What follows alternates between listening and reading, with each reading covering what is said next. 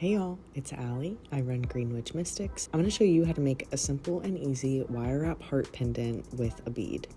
So for this project, I'm using my flat nose pliers, round nose pliers. Bail pliers would be easier. These are the gauges that I'm using. I'm using 24 gauge and 10 gauge wire, but I leave a different range for if you would like to use other gauge wires, because you absolutely can use whatever gauge you would like if you want this to be a smaller heart or a larger, thicker heart. So first we're going to make the outline of the heart. It's just going to make it a lot easier. You can draw this yourself or print it, trace it on a computer, or you can just print it off on a piece of paper. I was originally going to go with a different design, but clearly from the thumbnail in the beginning, you can tell I did not end up going with this design, but I do still utilize the heart shape. And then you're just going to take your base wire and right down the middle, you're going to bend it to create a V, and then we're just going to use the outline to create the heart shape.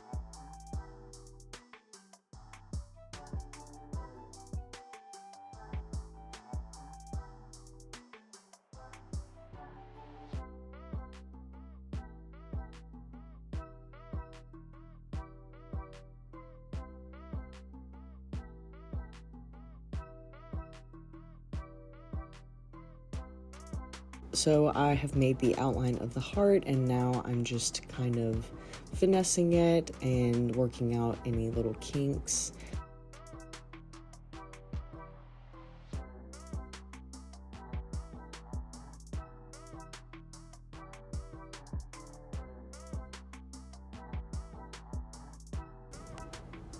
And then I'm just going to trim the excess off and keep these for later, especially if you're using a thicker gauge, because it's going to help us make the veil.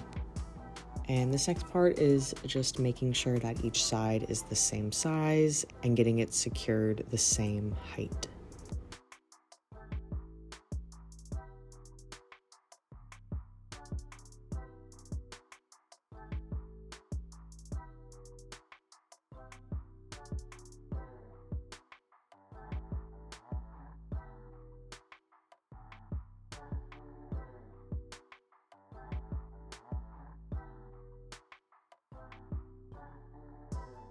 Once you're happy with where it's situated and the shape of each side, you're going to attach it. You're going to bend the wire so you can loop it around the side. If you need to, use a Sharpie or an Expo marker to mark each side if you need help with making sure it's even.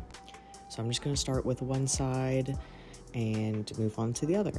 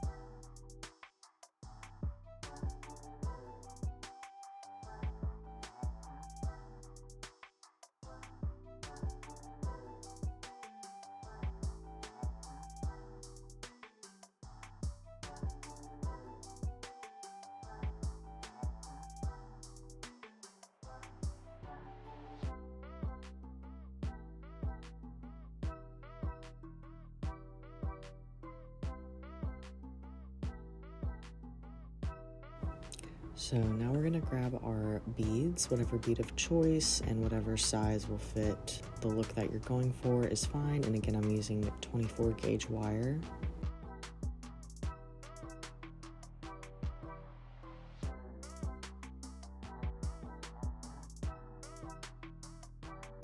You can put the bead higher up, lower, or in the middle. I'm putting it a little bit lower than the middle.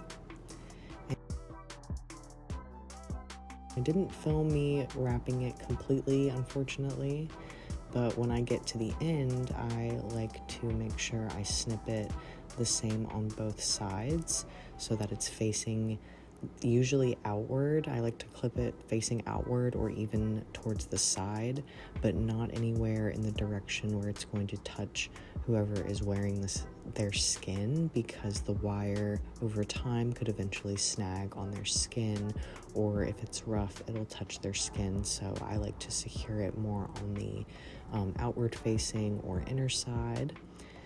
And then this is where we're gonna grab that extra scrap piece. Now this is going to depend on what you would like to do with it and your style. You can either create a jump ring or a loop and have it dangling to the side like so, or you can do it how I am, and I'm going to be placing it on the middle to add a jump ring to. So I'm just going to start with one side. Again, if you need to use an Expo marker or a Sharpie to mark the spots so that they're even, you can do so.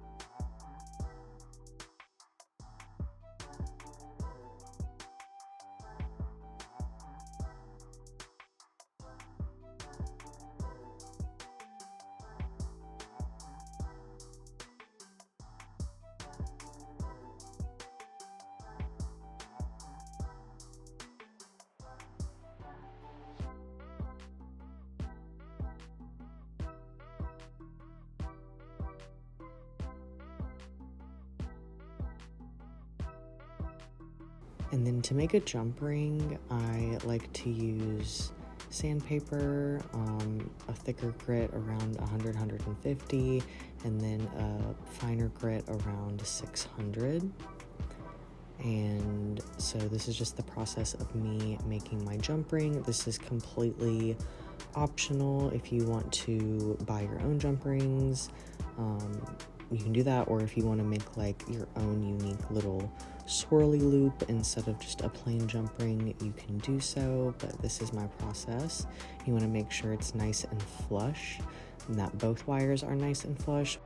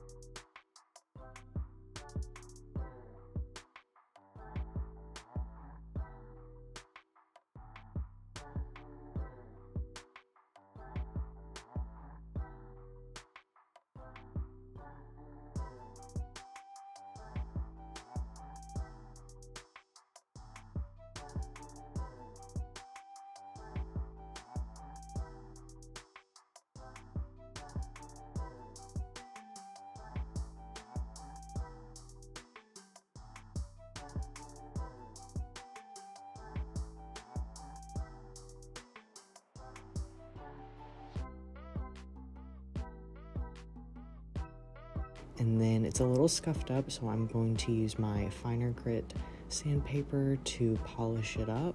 You could also hammer it to give it like a little bit more of a rustic look on purpose.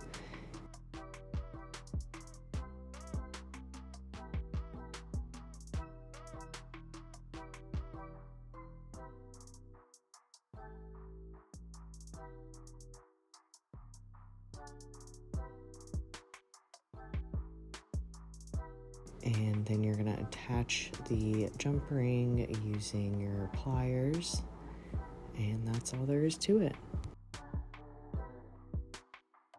Thank you for watching. Subscribe for more. Check out my link tree down below, visit my website, and leave suggestions for future videos down below. Bye.